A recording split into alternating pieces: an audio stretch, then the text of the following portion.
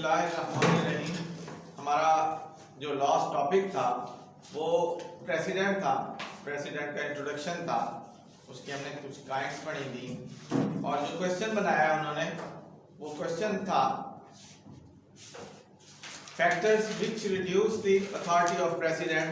तो ये आज हम डिस्कस करेंगे वो कौन से फैक्टर्स हैं, फैक्टर्स विच रिड्यूस कम करती है authority of president.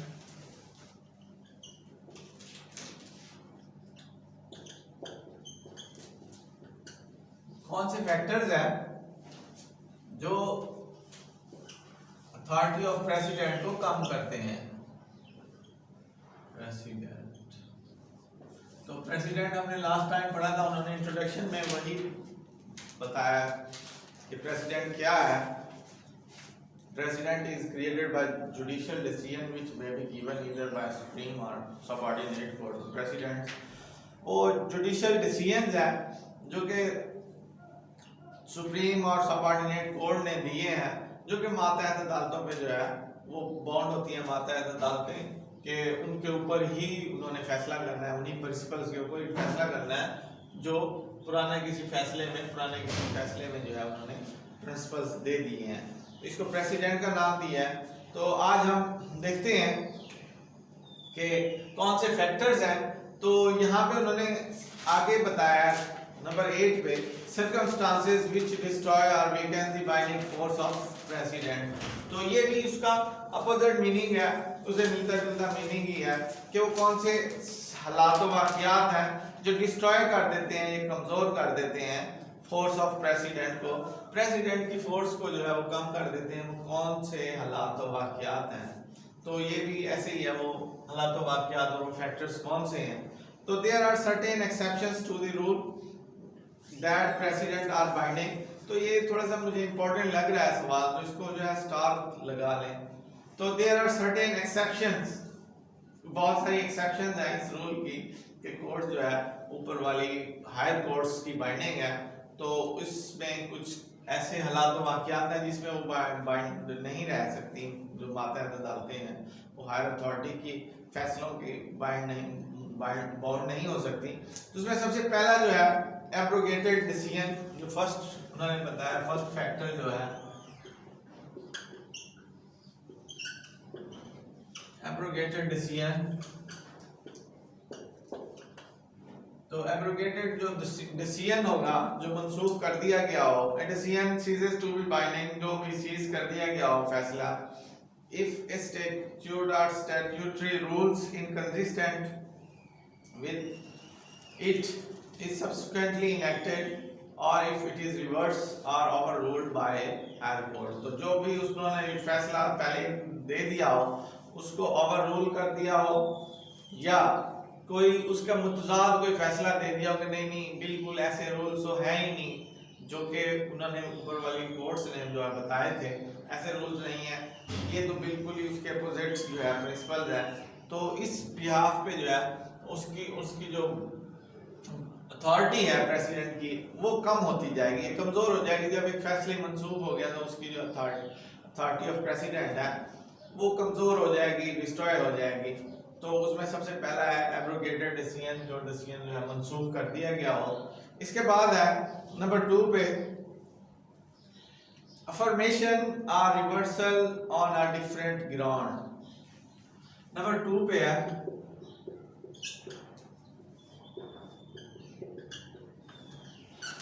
affirmation or reversal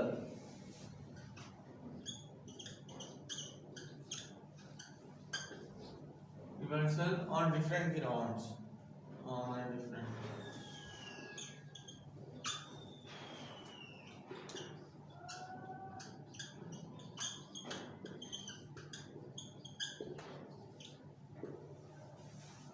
affirmation का मतलब है तस्दीक कर देना, किसी चीज को कंफर्म कर देना। तो कई नई ग्राउंड्स के ऊपर जो है वो फैसले को जो है वो अफर्म तस्दीक कर देना है या उसको रिवर्स कर देना। तो a decision which either affirmed और reverse on an other point, तो एक नया पॉइंट्स के साथ जो है उसको कंफर्म कर दिया जाए। Is deprive of any absolute binding, तो उसकी जो बाइंडिंग है प्रेसिडेंट की वो खत्म हो जाती है, उससे जो है वो डिप्राइव हो जाएगी, बाइंडिंग फोर्स से जो प्रेसिडेंट की अथॉरिटी है वो जो है चेंज हो जाएगी। तो इसके बाद है अफर्मेशन के बाद एग्जांपल है, a case is decided in high court on ground A and then goes on appeal to the Supreme Court. We decided it on grounds B. तो एक ग्राउंड से जो है दूसरे B ग्राउंड्स पे जब चली जाएगी, फैसला चला जाएगा, तो nothing being said upon A, it lose its binding force. तो ये जो है वो अपनी बाइंडिंग फोर्स को जो है खत्म कर देंगी, लूज कर देंगी। तो इसको इसीलिए ये उसका दूसरा फैक्टर है, दूसरा है अगर फॉर्मेशन हो जाए, रिवर्सल हो जाए डिफरेंट ग्राउंड पे, तो उसकी जो अथॉरिटी है वो कम हो जाती है, कमजोर हो जाती है। इसके बाद है ignorance of statute. Number third जो फैक्टर है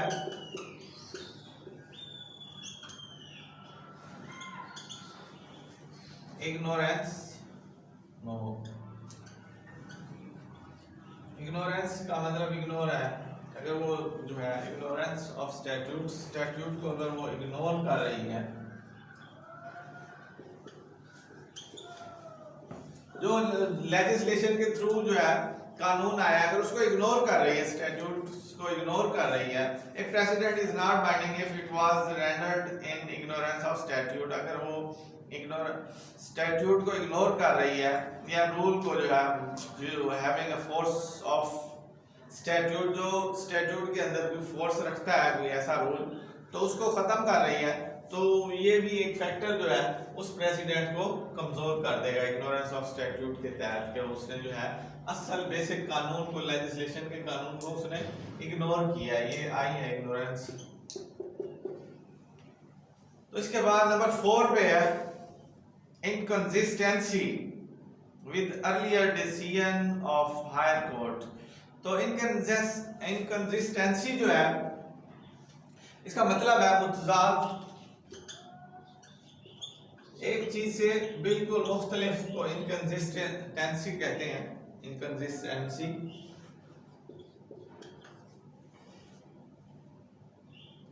with earlier decision,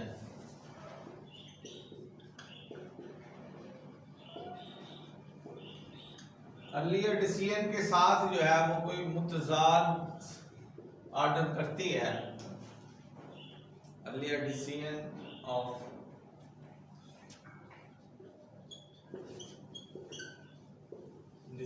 of higher court,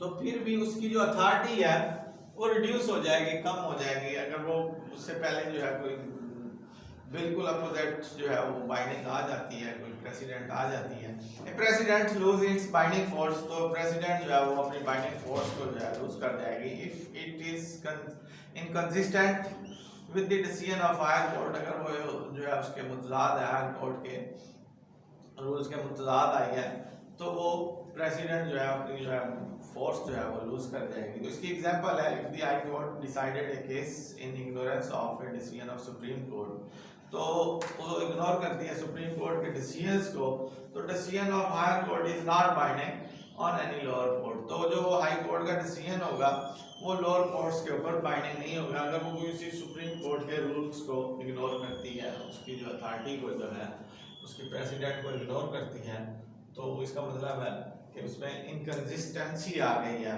उसको इग्नोर करना है, उससे हट के कोई और नया वो बताना। इसके बाद है नंबर 5 पे है inconsistency between earlier decision of same rank. Number 5 पे है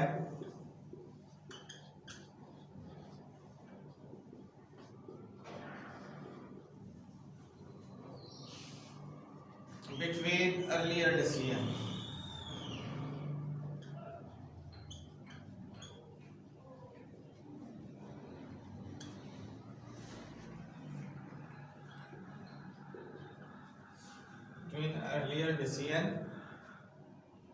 decisions of the same court, decisions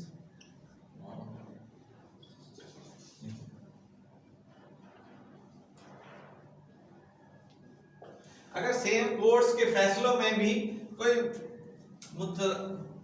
मुतजाद चीज आ गई है, कोई भी इनकंसिस्टेंसी आ गई है, तो वो भी ऐसे ही होगा कि उसका भी जो फैसला होगा, जो प्रेसिडेंट बनना था वो अपनी अथॉरिटी को रिड्यूस कर गया कि नहीं जी ऐसे नहीं है, वो अदालत कुछ और कह रही है और ये अदालत जो है वो कुछ और कह रही है। तो दोनों अदालतें अगर एक दूसरे के अपोजिट्स, एक ही बात के ऊपर, एक ही फैक्ट के ऊपर अपोजिट अपने फैसला दे रही हैं, वो कुछ और फैसला दे रही है, वो कुछ और फैसला दे रही है, तो वो प्रेसिडेंट नहीं बनेगा, वो प्रेसिडेंट्स की उससे अथॉरिटी से बाहर निकल जाएगा, उसकी अथॉरिटी है वो रिड्यूस हो जाएगी। तो ऐसे ही है, where authorities of equal standing are in conflict का शिकार हुई है, इक्वल स्टैंडिंग की अथॉरिटीज ने किसी पॉइंट्स के ऊपर कन्फ्लिक्ट। तो lower court has the freedom to pick and choose between them. तो लोअर कोर्ट के पास जो है वो बाइंडिंग नहीं है कि वो उसके ऊपर ही खड़ी रहे, उसके पास फ्रीडम है कि वो अपनी मर्जी का जो है फैसला पिक और चूज करे between them. It lose its binding force, जिसकी वजह से जो है इसकी बाइंडिंग फोर्स जो है खत्म हो जाती है। तो नंबर 6 पे है president not fully argue. Number 6 पे है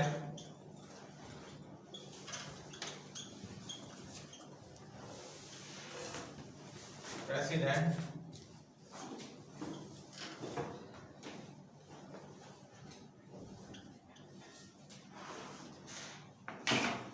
नॉट फुली आर्गू। जो भी केस है, जो प्रेसिडेंट है वो मुकम्मल तौर पर आर्गू नहीं है, काबिल कंप्लीट उसमें बहस नहीं की गई है।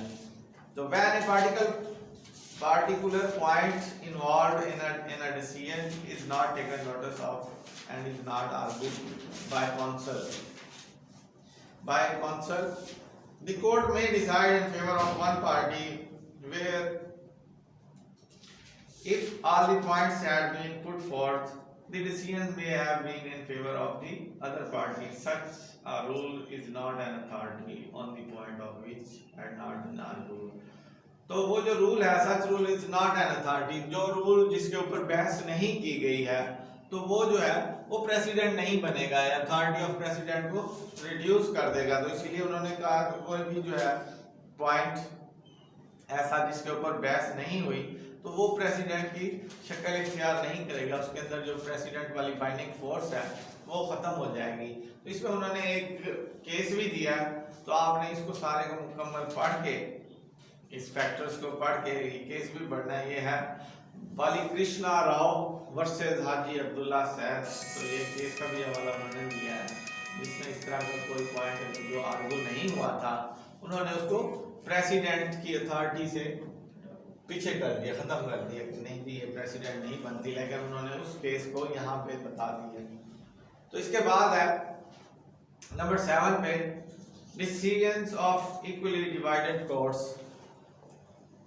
तो नंबर 7 देखते हैं, ये नंबर 6 है। सबसे पहला है एब्रोगेटेड डिसीजन। अगर डिसीजन मनसूख हो गया हो तो वो जो है अपनी अथॉरिटी जो है, अथॉरिटी ऑफ प्रेसिडेंट जो है वो खत्म कर देता है। इसके बाद अफर्मेशन है या रिवर्सल है, एक डिफरेंट ग्राउंड, तो उसके बाद भी उसकी अथॉरिटी जो है वो कम हो जाती है, प्रेसिडेंट की अथॉरिटी जो है कम हो जाती है।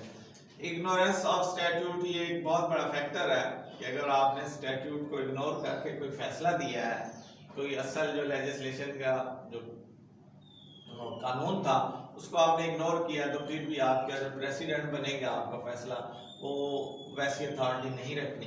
इसके बाद इनकंसिस्टेंसी है with earlier decision of higher court. तो अगर कोई भी मुतजाद चीज़ आती है हाई कोर्ट के फैसलों में, हायर कोर्ट के फैसलों में, तो तब भी जो है वो अथॉरिटी खत्म हो जाएगी। इनकंसिस्टेंसी नंबर 5 पे है inconsistency between earlier decision of the same court के भी अगर कोई अब मुतजाद फैसले आते हैं तो वो भी अथॉरिटी ऑफ प्रेसिडेंट को खत्म कर देते हैं। और नंबर 6 पे है प्रेसिडेंट नॉट फुली आर्गू। जो प्रेसिडेंट है वो मुकम्मल तौर पे आर्गू नहीं हुआ तो वो भी प्रेसिडेंट जो है अपनी अथॉरिटी को खत्म कर देता है। तो अब हम 7 पॉइंट पे आएंगे।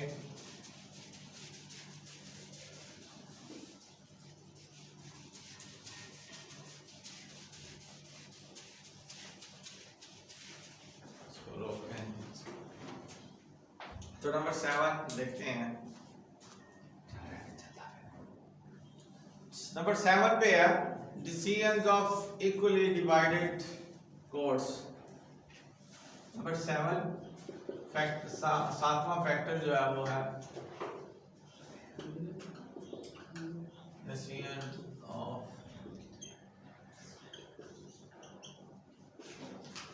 equally divided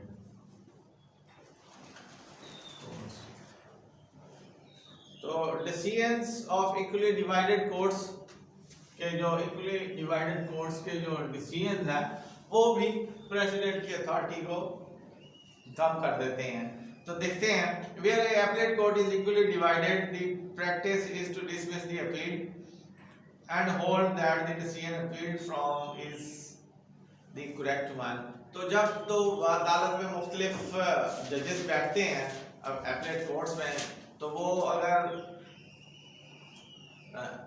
अपने फैसला जात में उन दोनों में इख्तिलाफ आता है तो वो अपीलें जो है वो डिसमिस हो जाती हैं। Where an appellate court is equally divided, the practice is to dismiss the appeal and hold that the decision। तो वो जो फैसला होंगे, फैसला जात जो होंगे वो प्रेसिडेंट की शक्ल इख्तियार नहीं करेंगे, इसीलिए उन्होंने कहा है कि डिसीजंस ऑफ इक्वली डिवाइडेड जो कोर्ट्स होंगे वो भी प्रेसिडेंट की अथॉरिटी को रिड्यूस कर देंगे।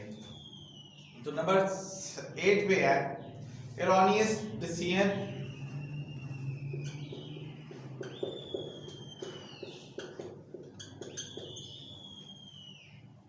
एरर से वर्ड निकला है erron।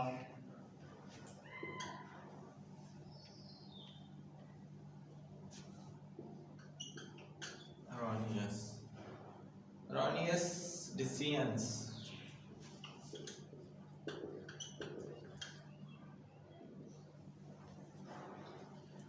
तो ऐसे decisions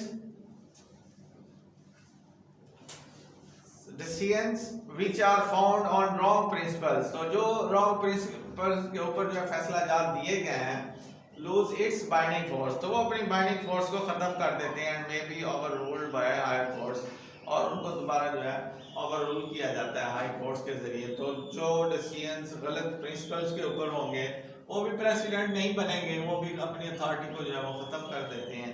तो इरॉनियस डिसीजंस भी जो है एक बहुत बड़ा फैक्टर है कि जो प्रेसिडेंट्स को खत्म कर देते हैं, पिछली मिसालों को जो है खत्म कर देते हैं और नई मिसालों के ऊपर जो है आगे। डिसीजंस नंबर 9 पे है। नंबर 9 पे है decisions not followed for a long time. तो कोई भी डिसीजन जो है एक लंबे अरसे तक जो है उसको फॉलो नहीं किया गया तो वो डिसीजंस भी जो है प्रेसिडेंट की अथॉरिटी खत्म कर देते हैं। डिसीजंस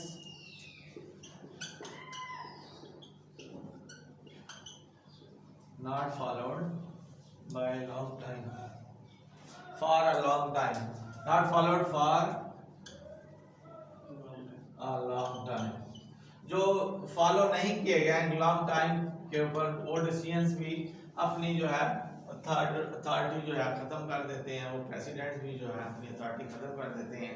तो if a precedent is not followed for a long time, कोई भी प्रेसिडेंट जो है वो एक लंबे अरसे तक उसको फॉलो नहीं किया गया, उसको दोबारा उस प्रिंसिपल को दोबारा अदालत में किसी जगह डिस्कस नहीं किया गया, तो वो अपनी जो है अथॉरिटी जो है वो खत्म करता जाता है।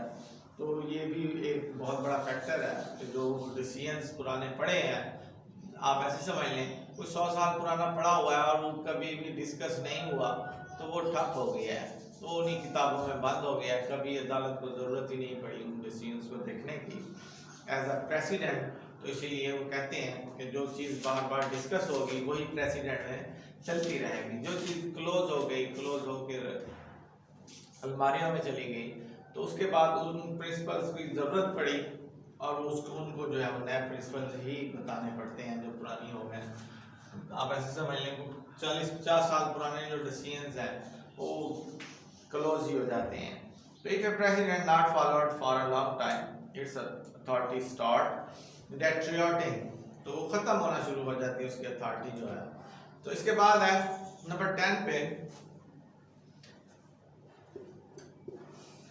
decisions, ex parte decisions, ex parte decisions, ex parte decisions वो डिसीजन है जिसमें एक पार्टी आती है, दूसरी पार्टी हाजिर नहीं होती, तो उस फैसले को जो है हम एक्स पार्टी डिसीजन कहते हैं। जिसमें एक पार्टी हाजिर हो के अपना फैसला करवा जाती है और दूसरी को बार बार बुलाया जाए और वो ना आए, तो उसको एक्स पार्टी डिसीजन कहते हैं। तो decisions made in the absence of other parties and x party decisions and such decisions weekends it's a binding force. तो ऐसे डिसीजंस भी जिसमें एक पार्टी हाजिर हुई है और डिग्री करवा गई है ना, ऐसे डिसीजंस भी प्रेसिडेंट की अथॉरिटी नहीं रखते, उनकी भी अथॉरिटी जो है वो खत्म हो जाती है कि वो एक तरफा तौर पर फैसला हुआ, एक पार्टी हाजिर ही नहीं आई, तो उसको भी उन्होंने कमज़ोर फैसला करार दिया गया। ऐसे डिसीजन जो है बहुत ही कमज़ोर होते हैं।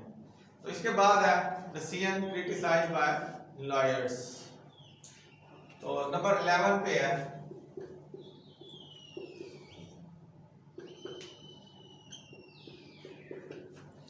decisions criticized by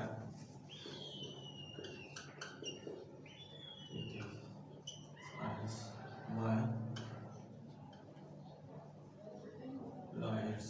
तो लॉयर्स जो डिसीजंस के ऊपर क्रिटिसाइज करती है, decisions which are criticized by the lawyers, जजेस वगैरह, they tend to be weekend.